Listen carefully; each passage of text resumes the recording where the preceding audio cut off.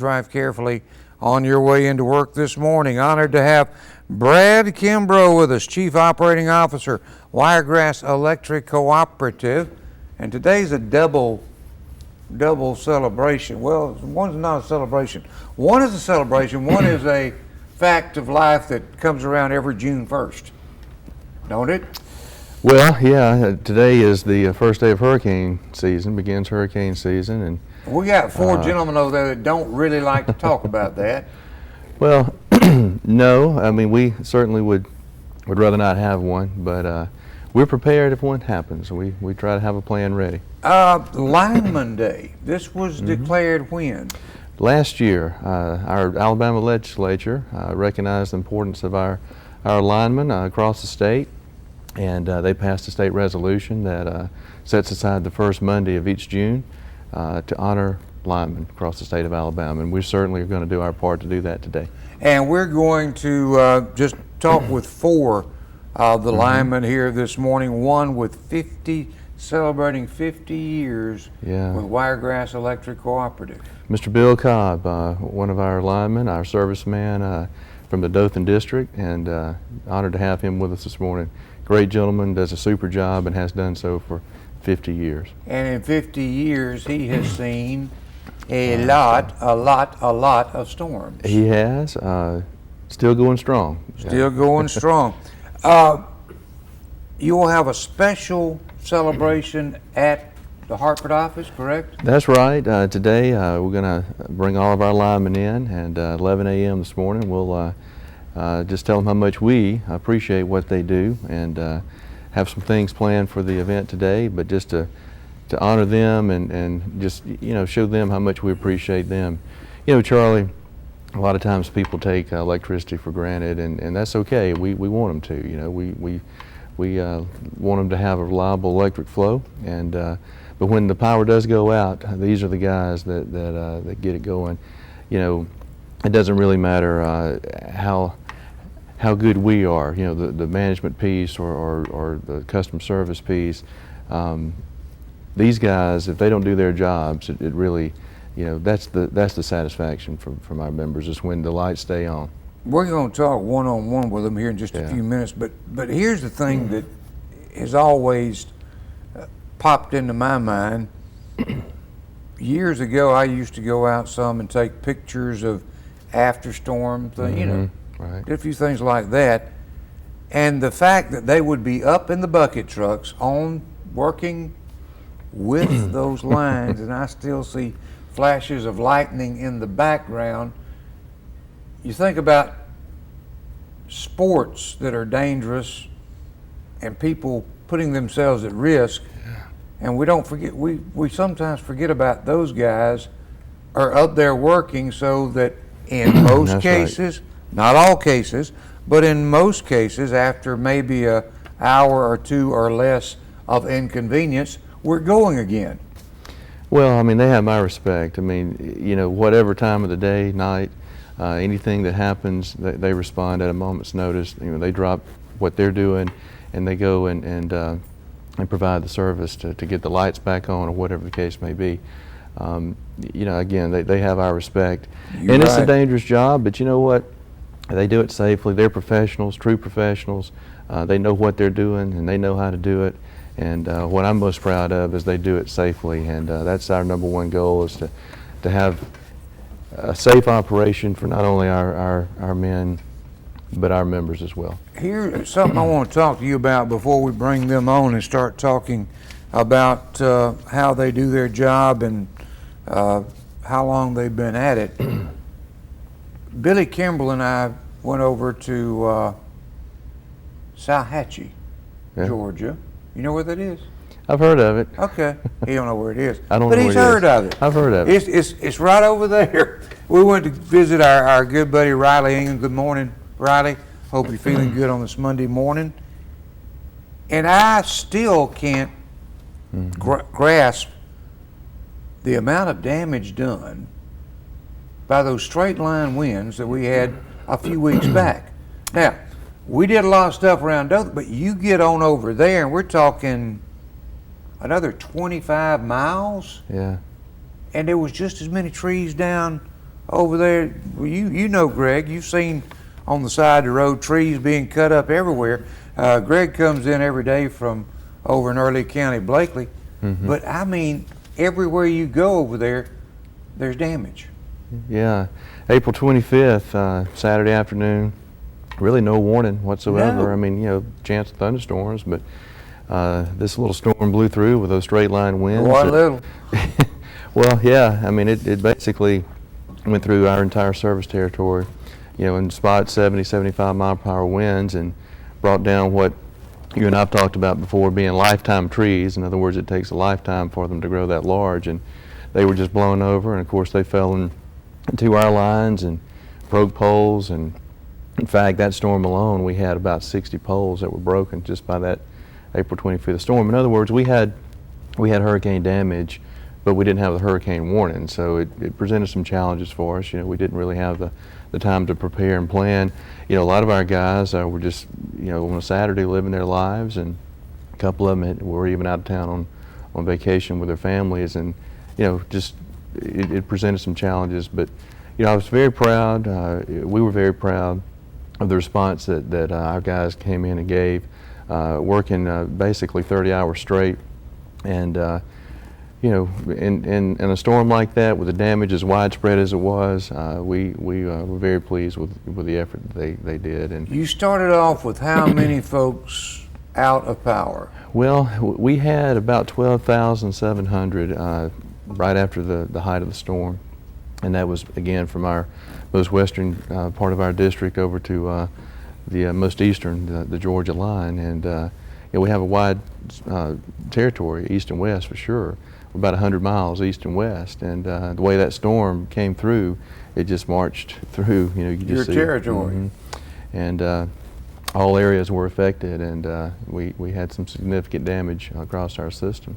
You know, one of the beauties we have in it being a cooperative, you know, there are sister cooperatives around the state, and quickly we saw that we were going to need some help, and you know, as good as our guys are, I mean, widespread damage like that, we needed some help. So we quickly got on the phone and talked with our statewide, and they rounded up some help from our sister cooperatives, and we had about 60 additional men come in quickly and help us, and that really helped speed up the process, the restoration process. It amazed me that by the time Monday rolled around, Yeah.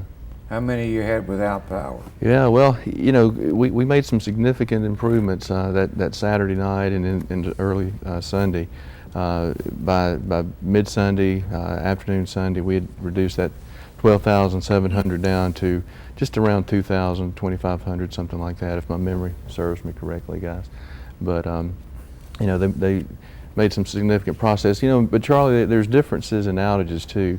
You know, you can have a fuse blown or transformer or something like that, and you know, that's an outage, but the restoration of that may not be as long.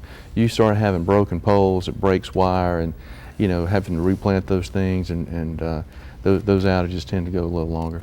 One of the things that I have seen infrastructure-wise with a lot of the different power companies, not just the co-ops, but others, is the installation of concrete poles. Making a big difference? Well, they still break. You know, they're not damage proof. No, and we have some. Of course, those are more expensive too, and we have to balance that. You know, but we're looking into doing some other things, maybe utilizing a concrete pole in some other areas, especially when we have what we call a SCADA system that you know, we can put some switches on, that we can do some remote controls from the office without necessarily having to be on site to do it. And you know, those poles that have that kind of equipment, we might want to look at a concrete pole. Again, balancing the cost of it with the operation. That's what the real hard part is. Well, A lot of it. We certainly have a reliable system. We work hard at it. You know, these guys, again, not just after a storm, but you know, their normal day, they're maintaining the system. They're checking it out, making sure that it's in good shape. You know, from a right-of-way perspective to a pole that might need to be replaced, just you know, been there with some age, and you know, the construction piece and making sure that it's done correctly to begin with. I'm proud of the reliability that our system has. Now, again, we run lines through about 3,200 miles of lines, in fact, through our service territory that goes through a lot of rivers and streams and planted pines and oak trees, and there's a lot of rural area that we go through. So, there's a lot of potential for things to have a hazard for us that can cause an outage. Even wildlife, believe it or not. That's one, as these guys can tell you, one of the chief reasons for an outage is wildlife getting on a line and causing a fuse to short out or something like that. Having lived in the Garden District of Dothan, you don't have to explain anything about it. We Those squirrels had fried squirrel quite a bit on the lines, and they would actually, is it blow the transformers, guys? Blow the fuse on the transformer. Yeah. And a squirrel. Oh yeah, wildlife is one of the chief causes of just a routine outage. We're going to salute and honor the linemen of Wiregrass Electric Cooperative, and not just them, but anyone who works in that field. Yeah. It amazes me to watch them, what they do, and they do it just like we would be dealing with a light bulb or something. Well, they're professionals, and I can't stress that enough. Exactly. What about the number? What is that period of time you have gone with no injury, no? Give me that number right quick. Just about 5 years, 500,000 hours, working hours, man hours. And again, of all the things that we track, that's one of the most significant numbers that we feel, because that's, we don't want anyone to be injured or hurt, and we spend a lot of energy making sure that, that our guys know that, and we'll never compromise speed for safety. We want to get the lights back on in an outage. We want to get that restored as quickly as possible, but safely as possible too. And we want our guys to be safe and slow down and take their time and make sure that they're safe so they can go home at night to their families. One other thing before we swap around and bring some of these gentlemen on. When we look at a storm like the 25th of April, yeah, I know some of these, and we're going to question each one of them.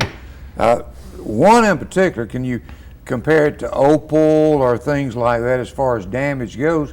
But when we do have one of these that came through, it kind of clears the way somewhat for if we do have a tropical storm this summer, wouldn't it?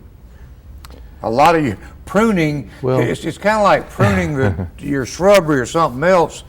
When you lose that many trees, you have cleared out a lot of the problems. Well, a storm like that would tend, you would think, to get the weaker trees down. That's what I would.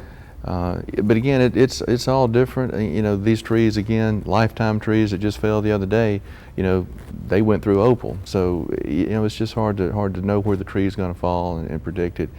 A lot of it has to do with the amount of rain that comes with the storm or has preceded the storm. And a lot of it has to do with the time of the year it comes through, right. Because April 25th, leaves. Most of the trees had just gotten full leaves. Well, we have in this area, what the peanut farmers know is sandy soil that helps grow peanuts. Exactly. But it's with a lot of rain, it can weaken that soil pretty easily too.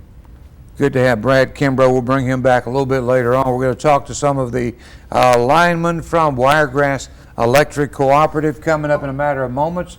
Right now, going into the break, let me remind you that if you're in the cattle business, the place to be on Mondays is Dothan Livestock Company, regular Monday sale. And today, they'll sell 2 herds, a 2-herd dispersal. Herd number 1, 40 head of black Charlie Cross and red cows, 30 or so, with calves at side, balanced bred.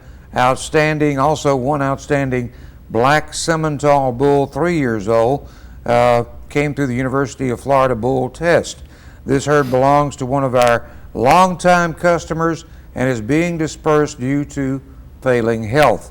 Herd number 2, 75 head of good young cows, mostly black baldy, and should be 4 to 5 months bred to Angus or black Simmental bulls. So that's coming up today, part of the regular Monday sale. Sale gets underway at 10. These particular 2 herds will sell in that 1 to 2 o'clock range. So If you have an interest in those, make sure you're there. Dothan Livestock Company, 231 south of Dothan, part of the regular Monday sale. We'll be back with more Top of the Morning after you watch this. Stay with us.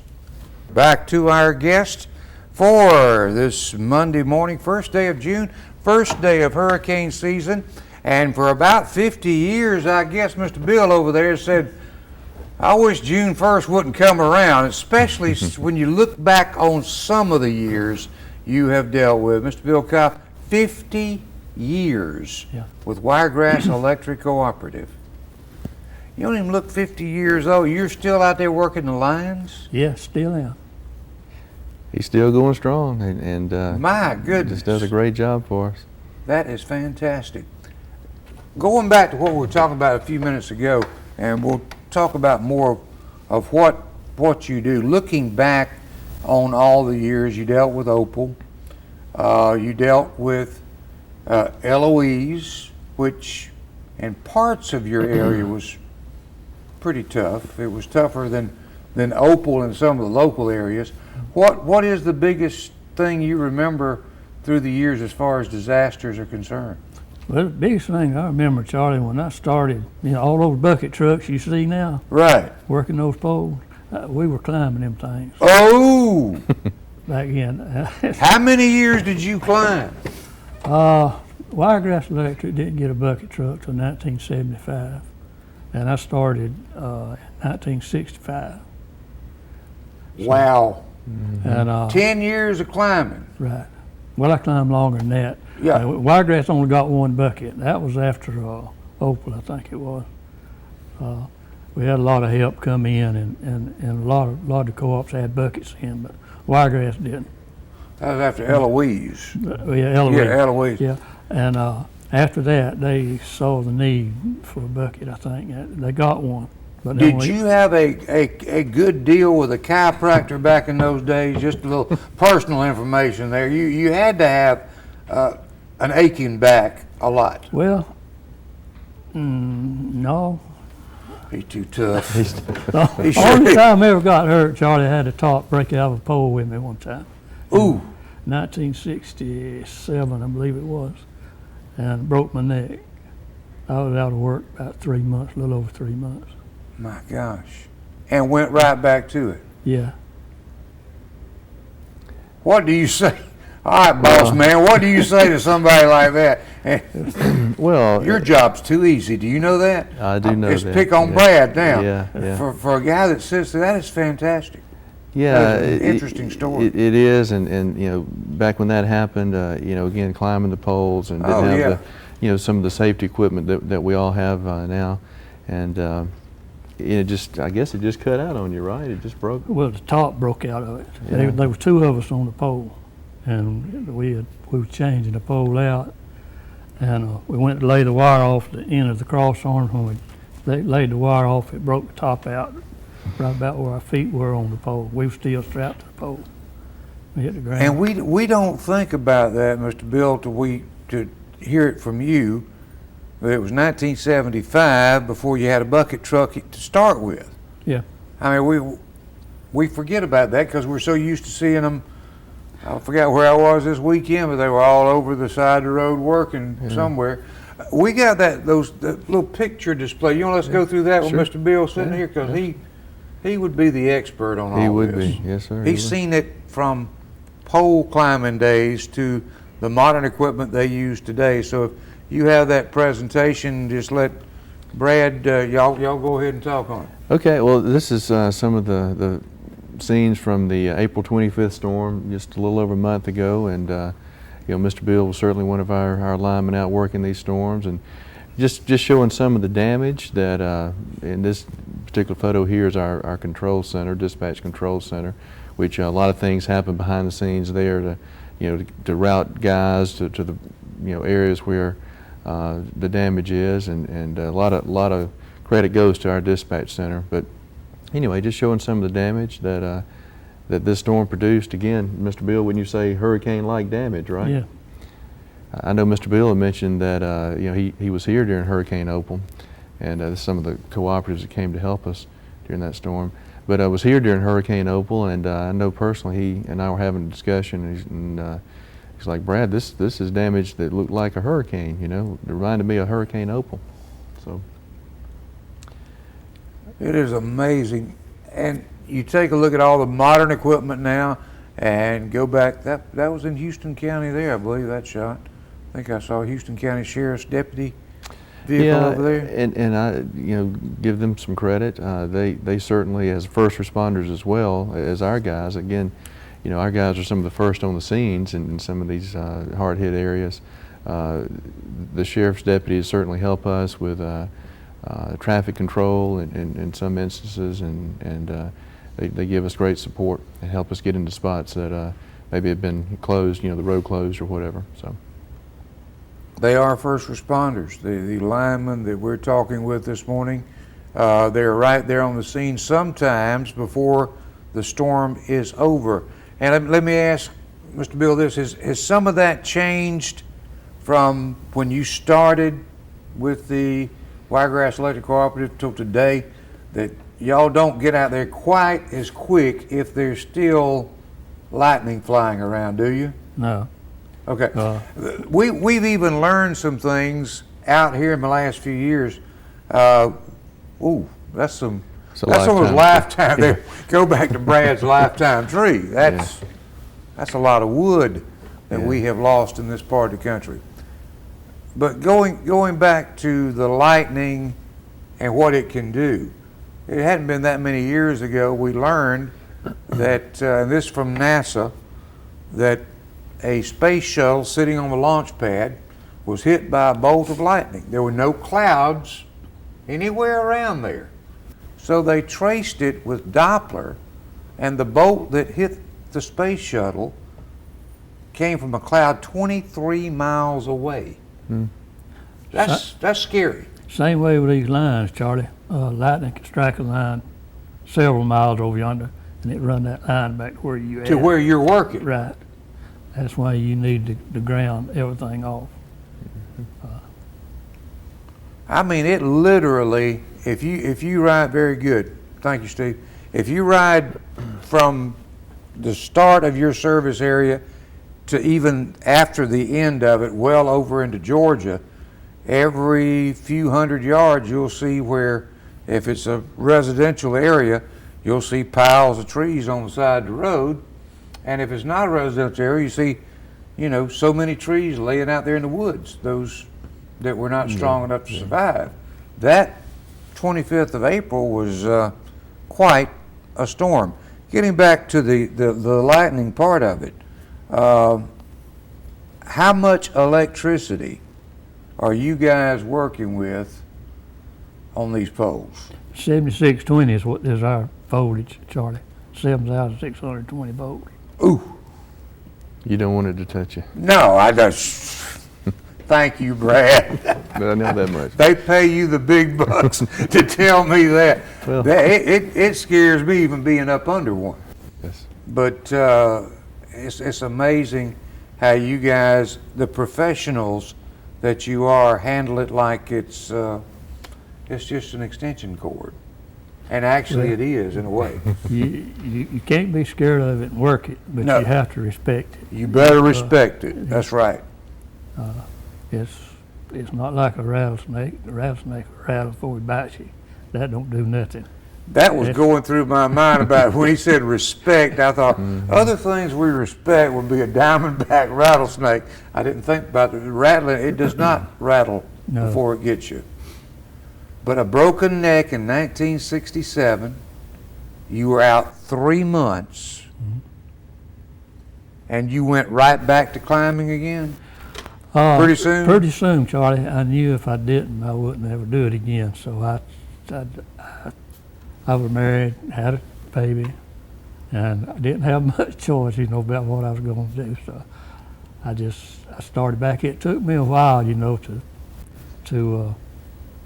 to get back like I should be, but I learned one thing. I learned that they'll break, they'll fall, and but we changed out poles, and a lot of these old poles we climb. We have a truck. We put a truck on to hold the pole, but you'd have to climb way up above the truck up there, and it'd be full of woodpecker holes, and first one thing and then another. And The guys that go around, how often, this is a good question, how often are those poles inspected? Because not too long, but last year I believe they came by my house, which is I'm on Wiregrass Electric, and they came around drilling holes in the poles. How often do they do that? Brad can probably tell you that, and I don't know what they got it set up on now. We go through the entire system, inspect every pole at least every 6 years. Every pole is looked at least once every 6 years. And that's just for any kind of damage that might occur. Right, just to make sure it's still solid and Preventive maintenance. Yeah, preventive maintenance. That's right. Very good. Yeah. I gotta ask this question, Mr. Bill. After 50 years, have you thought about retiring? Well, I think about it I every get now and giggling then. from the peanut gallery over here. Hey, y'all better watch it. You're gonna be in this seat in just a minute, okay? I thought about it, but I have to keep thinking. One morning I'll wake up, I say, well, I'm through with it, but it hadn't happened yet. I don't mind going to work. I don't mind working. You obviously enjoy it. Well, I farm too, and if I'm gonna be working somewhere, I might be working where they're paying me. And there's two answers in that question. Farming it and paying a whole lot right now, and that's exactly where he was going. Might as well have a job that does pay some. Thank you for coming out this morning. It's an honor to have someone 50 years up taking care of us when we get those little inconveniences from time to time. The power goes out.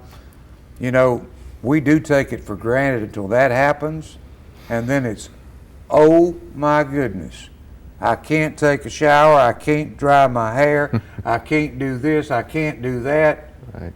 And it's like the world comes to an end.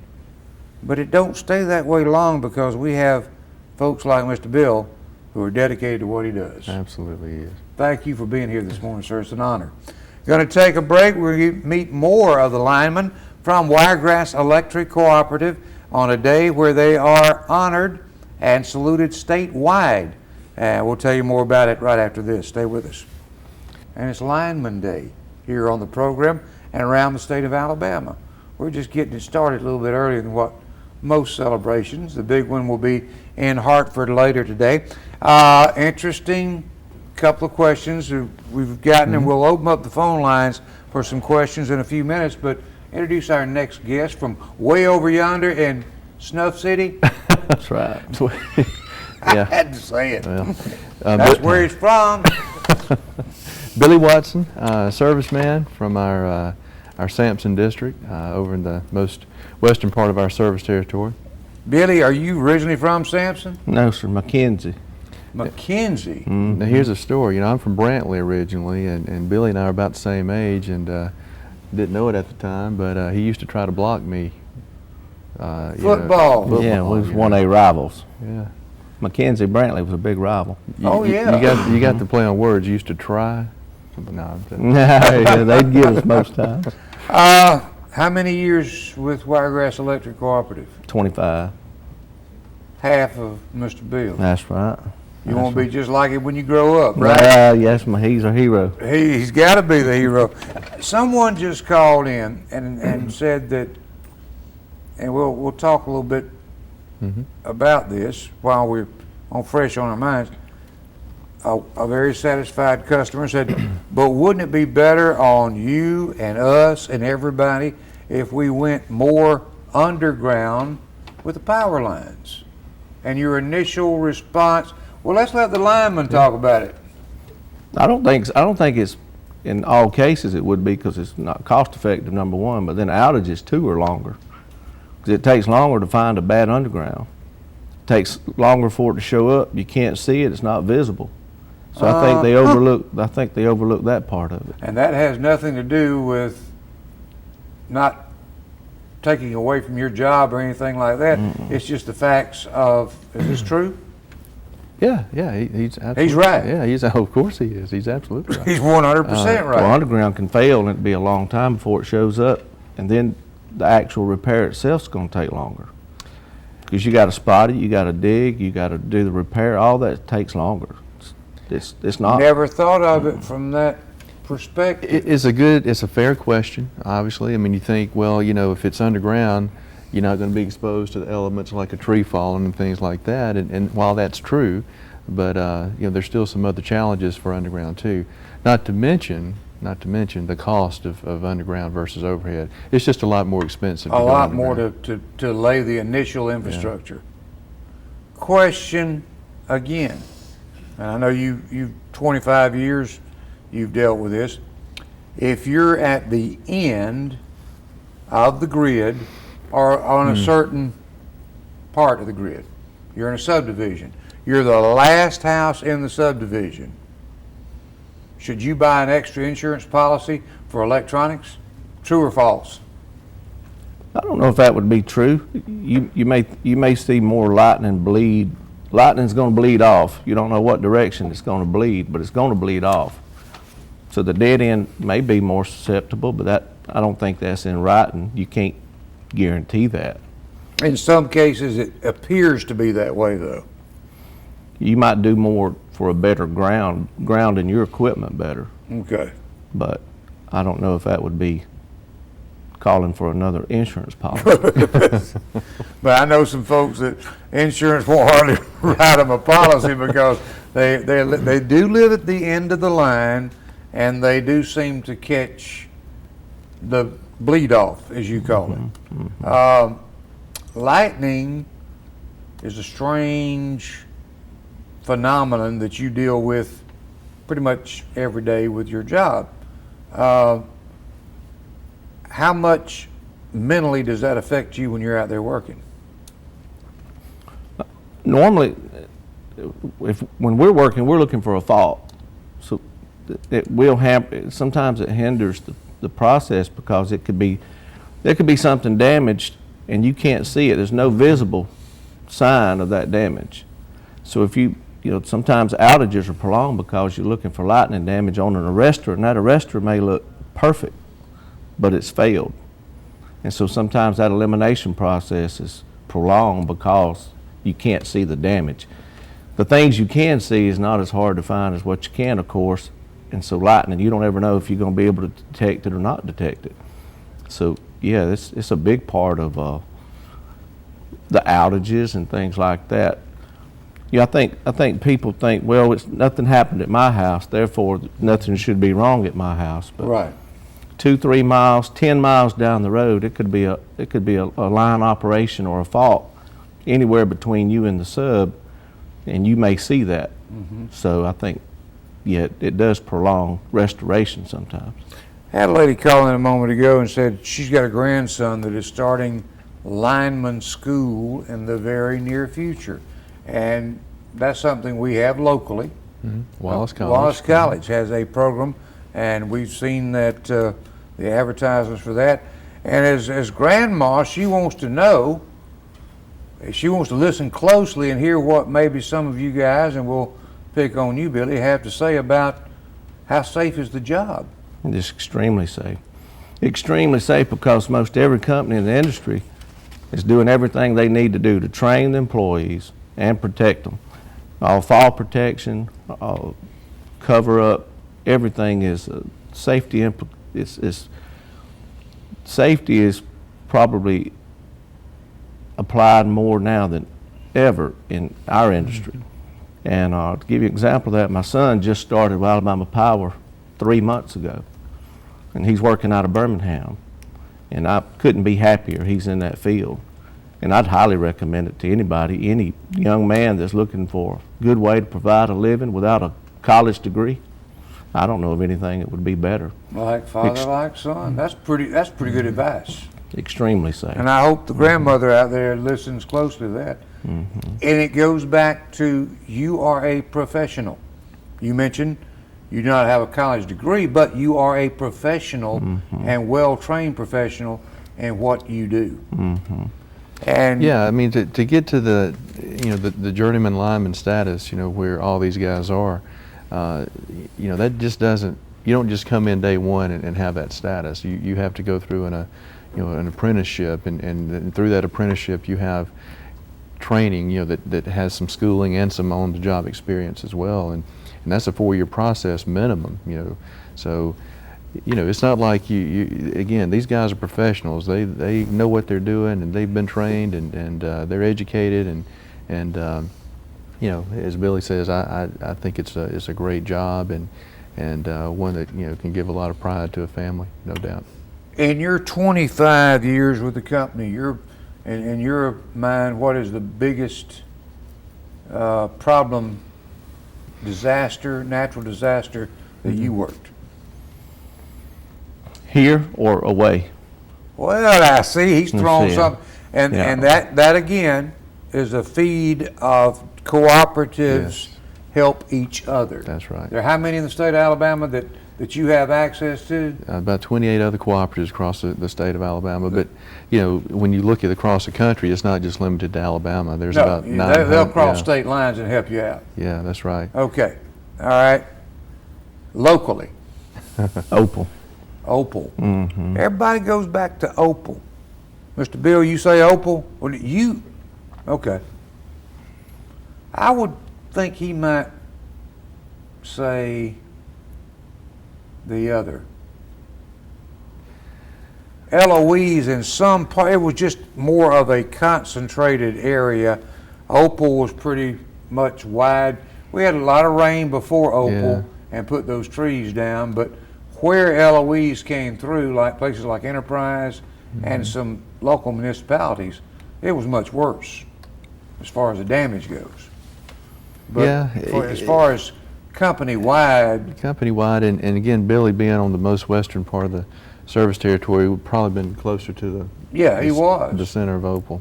I think Opal, we worked from Wednesday night till I think it was like Tuesday.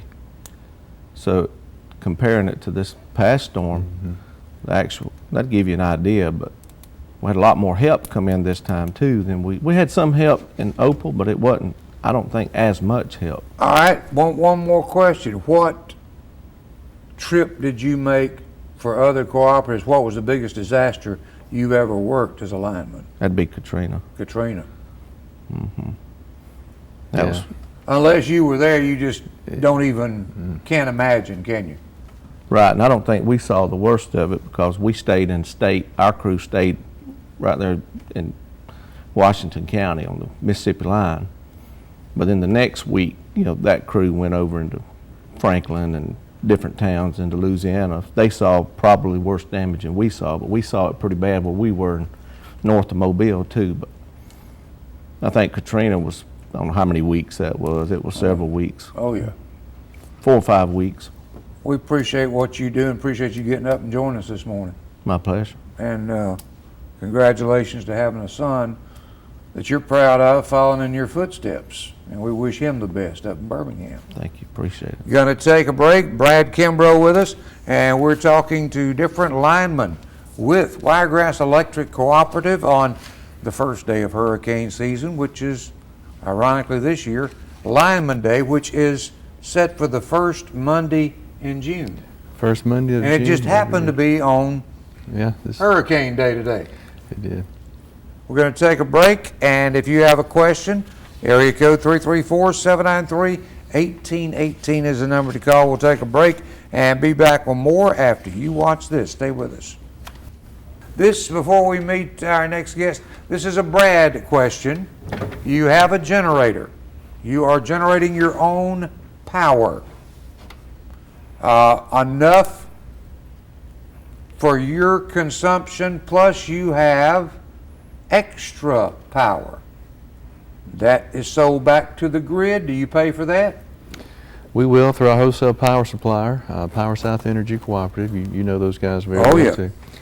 Do a great job for us on the wholesale side.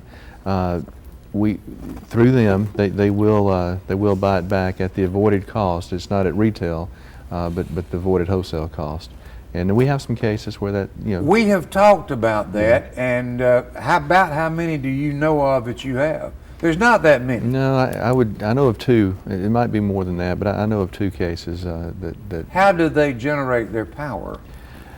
Usually through some type of solar system, Okay. Solar operation.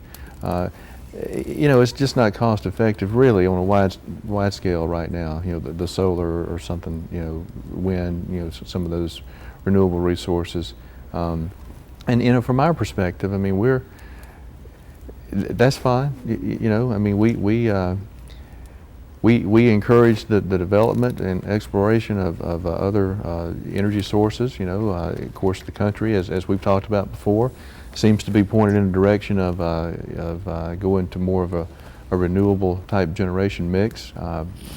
Killing coal is one thing that you know, seems to be the direction of some of the administration currently, which, you know, coal's a really reliable source, low cost source. Low cost being a key factor there. It is, and you know, at least right now, if solar and wind just doesn't really work on a widespread, wide-scale case here in at least the southeastern part of the country. But again, you know, that's fine. We just want everyone to understand this global debate that we've talked about before on other shows. Whether you're for it or against it, you know, there's smart people on both sides of that fence. From our perspective, if we do go away from coal and leave that low-cost, reliable resource, and if that's what the country wants to do, our fear is there's going to be some cost implications from that, meaning that much higher light bill. Bottom line. Bottom line, right. Bottom line, that's it. That's right. Introduce our next guest, and we're not going to ask you any. Yeah, this is Dexter Tolbert. Dexter is one of our linemen. He's a crew foreman out of our Hartford district, and he, again, being a crew foreman, he's over construction crew and does a great job for us. He always has a smile on his face around the office. He never seen him in a bad mood, really. Just a great guy. Dexter, welcome. And how many years have you been with Wiregrass Electric Cooperative? 21 years. 21, 50, 25. We're working our way down the ladder now. Yes, 21 years. Yes, sir. A lot of changes since you came on board 21 years ago? Yes, sir. It's amazing. Not just we live our lives off of these things now, but the technology that you deal with, you think, well, it's always the same. It's always changing, is it not? Yes, sir, it is. Construction side, meaning you go out and install the new customers. Say I've got 4 chicken houses I'm putting in, or a subdivision, whatever the case may be. You're the go-to guy for getting the plans all put together and getting it working. Yes, sir. We go out and we build the jobs to a house or a business. It doesn't matter. We just go out and build the lines and install the meters and get the power going. There you go. Now, the one thing that Dexter does not want to talk about this morning is what, Brad? Generators. They're great for a while, but they are a dangerous part of y'all's work. Well, it can be. You know, when there's outages, prolonged outages, and a lot of people want to, you know, and rightfully so, crank up their generators and keep their freezers cool or whatever, you know. And that's fine, but there's a proper way to do that, and we want to make sure that everybody is hooking them up safely, because if they don't, it can put that energy that they're generating through that generator, portable generator, back onto a line that our linemen are working on, and you know, it could be a hazard for them. Of course, Dexter tell you they always are going to treat a line like it's energized anyway, even if they know that it shouldn't be. But you know, generator safety, that's a big deal. I can imagine. How much in the last, say, 10 years, Dexter, you've been there 21 years, the last 10 years, have you seen the company, Wiregrass Electric, and others involved in energy business look more into the safety aspect of your job? Tell me about that. Yes, sir.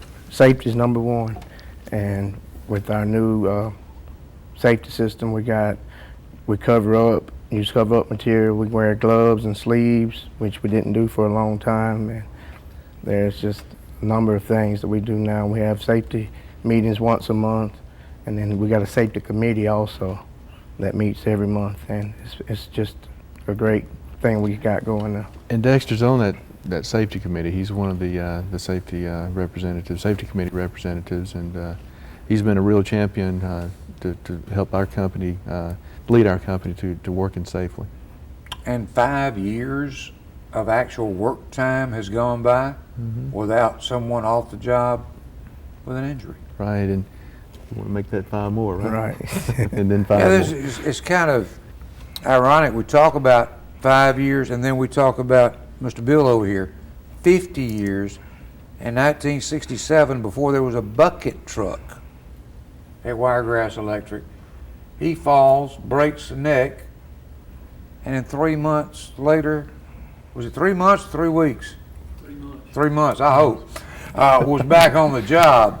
But as tough as he is, it could have been 3 He's weeks. tough, yeah. Is he your hero too? Yes, sir. You want to be just like him when you grow up, right? That's right. There you go.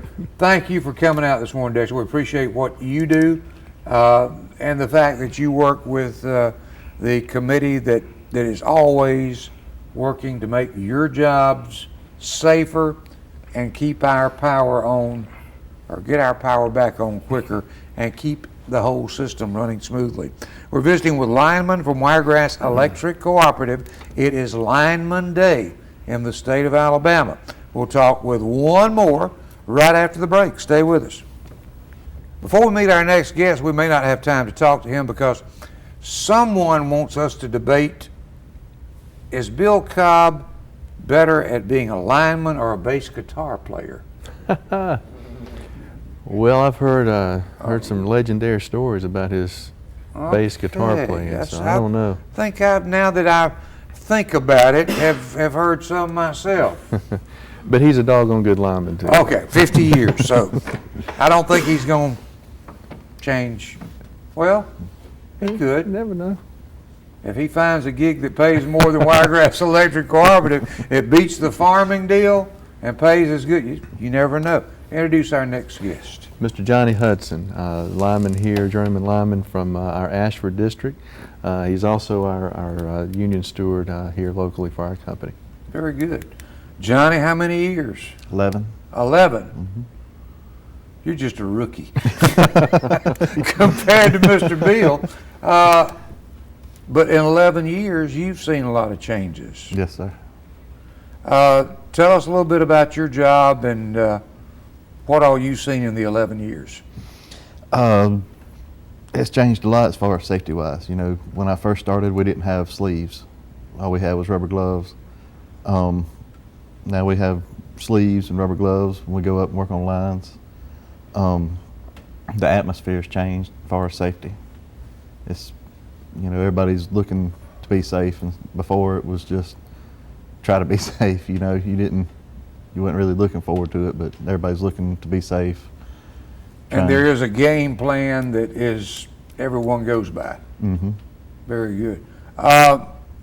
Biggest challenge you have had, natural disaster-wise, in your 11 years? Katrina. Katrina. Mm-hmm.